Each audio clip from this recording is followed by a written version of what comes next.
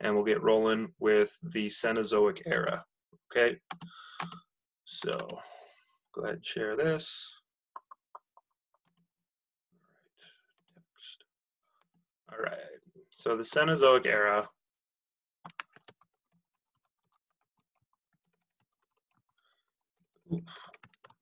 is the current era, okay? And so this is 65.5 million years ago. So since the dinosaurs died out till now, okay? And there's a couple of things that we're going to talk about. The paleogeography is some stuff moved around. We're going to talk mainly about the warming and the cooling trends that we've been able to see. We'll talk a little bit about some mountain building, but mainly I want to talk about the life, okay? And so what you need to know is that as continents shifted and created our current geographic map, the weather changed with it. Weather and climate changed. Okay, so the ocean pretty much causes most warming and cooling trends. Okay, and at one point when Australia and Antarctica were still connected,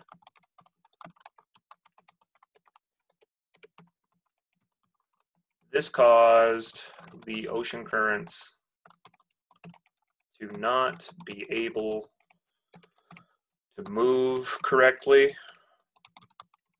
And this caused there to be a warmer climate at the time. However, as these broke apart, we were able to see a general cooling trend in the planet, okay? Antarctica began to freeze over. We started having ice caps, okay? So the ice caps form. And this is essentially all just due to the breakup of the continents to what we currently have, and that's going to allow for currents to flow and temperatures to circulate the Earth in the current way that they do now. However, this began to change a little bit. You can see if we look back through ice core history that in this period called the Miocene epoch, which is about 23 million years until about 5 million years ago, the Earth warmed again and ice caps began to melt. Okay, from 23 through 5 million years ago. Okay, so again, that kind of follows that periods of warming and cooling that we've shown. But once we stuck in about 5 million years until about 2 million years ago, that's when we start hitting those periods of the ice ages. Okay, so the ice ages, these are 5 to 2 million years ago. And we have different ones. We've had big ice ages, little ice ages. We're going to focus mainly on the big ice age. This is where sheets of ice extended from, 1 second, Rebecca, I'll get to you. So raised from the, or extended from the ice caps down. And this especially is prominent in Arctic ice cap, which is the northern one. Yeah, Rebecca, what's up? I didn't say anything. Oh, it said Rebecca raised her hand. I saw a little thing that popped up. Oh, that was an accident. I don't know how that happened. Not a big deal. I just wanted to make sure. I think that's the first time I've ever seen anybody use that, so I wanted to make sure. All right, anyway. I don't know how to make it go away. So yeah, we have these pretty thick ice caps that extend all the way down. These pretty much covered most of northern Europe and North America. Okay, so it didn't go obviously all the way down into like the southern parts of North America, but you start getting into, I mean, Montana was covered, okay? And when I say it was covered in ice, these ice sheets were about 3 kilometers thick. Kilometers is just km, which is about roughly 2 miles. Okay. So, Becca, would you mute yourself again? Thank you. But anyway, so we have these ice sheets that are covering everything, okay? And beyond just ice core samples, one of the ways that we're able to look at and see all of these essentially glaciers we're forming is that when they melted, these receded about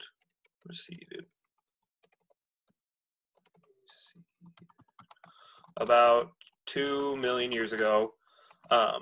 We can see leftover glacial evidence. Okay, you can see where they kind of carved out these glacial valleys, and we can see where all of these different things happened that are pretty prominent. Okay, so all of those are pretty continuous, and you're able to see that within, I mean, Montana has a lot of just carved out areas that are old glacial residue. And one of the reasons people always say, oh, well, if Glacier National Park has all of the glaciers melt, will we still be able to call it Glacier National Park? And the answer is yes, because you'll still be able to see the ancient evidence of glaciers very prominently. Areas where the moving snow and ice had caused huge amounts of weathering and erosion. So, are there any questions about this kind of warming and cooling? And then currently on a warming trend. Okay, and so the Earth has been warming since about 2-ish million years ago, since the ice ages have kind of stopped. We've had some little up and down since then, but in general, it's been a warming trend. All right. So, are there any questions about this? Okay. If there's no questions, is anybody taking any notes, or can I erase this and move on to the next thing? I think you can go ahead. Perfect, thank you. All right, so let's talk about, to finish up the geography stuff, the paleogeography, let's just talk about some of the mountain building. Now, there's obviously a lot of things that were going on. There we are. All right, so one of the biggest, and actually the biggest mountain range to form was the Himalayas.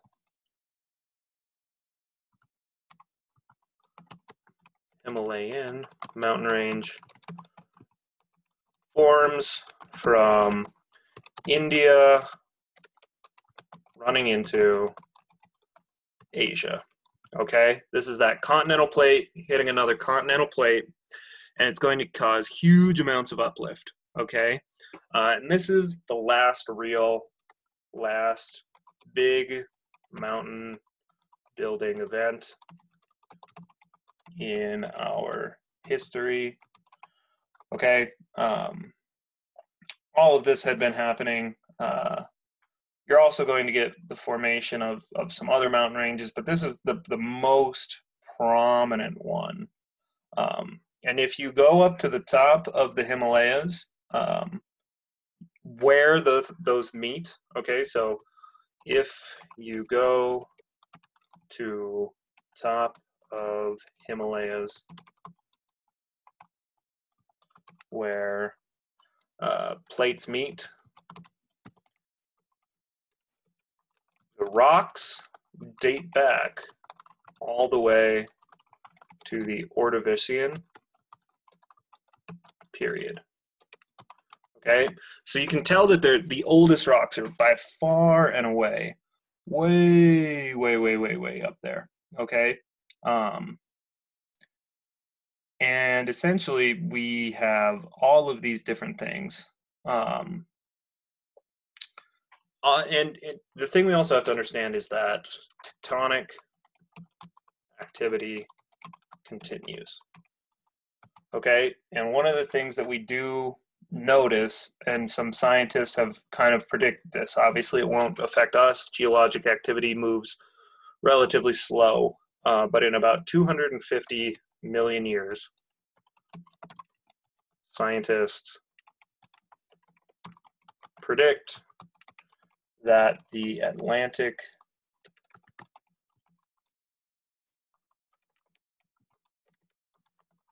Ocean may re-close, okay? So it formed when the plates essentially split apart, but now there's being more subduction happening than there is stuff coming out at the mid-Atlantic ridge.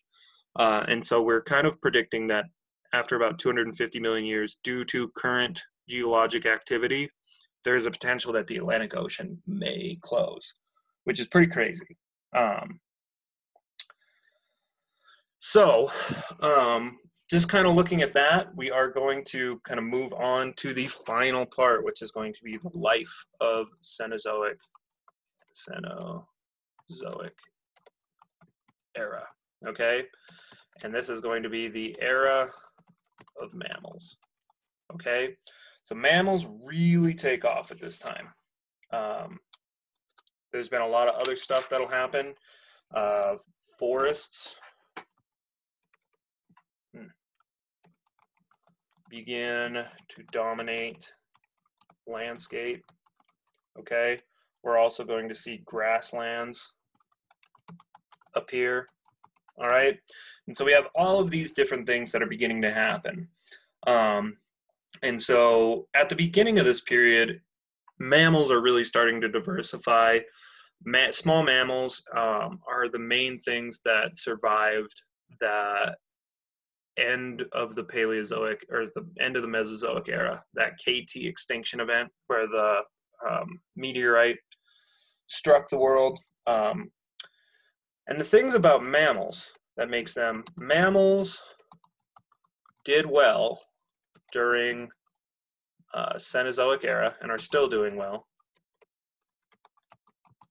due to ability to deal with varying temperatures. Okay, so we can see that if we look back that we've had throughout the Cenozoic era lots of cooling and warming and then cooling and then warming again. Mammals do well with that because mammals can essentially regulate their body temperatures a lot better than other organisms.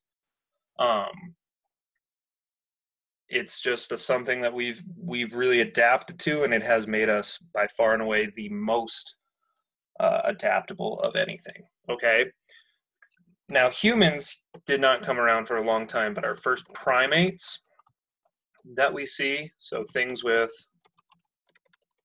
organisms with opposable thumbs.